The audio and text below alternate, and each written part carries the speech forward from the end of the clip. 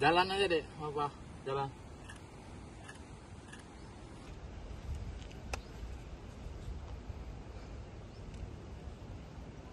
Saudara, seekor gajah Sumatera ditemukan mati akibat bencana alam berupa banjir di Kabupaten Pidijaya.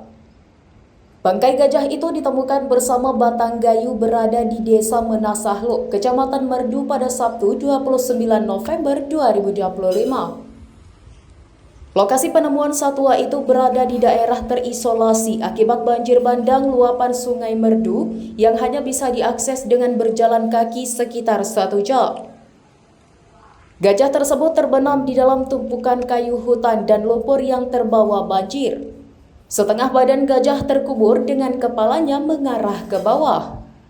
Gajah itu kemudian terseret banjir dari hutan di bagian hulu sungai. Dari Pidijaya, Henry, serambinews.com.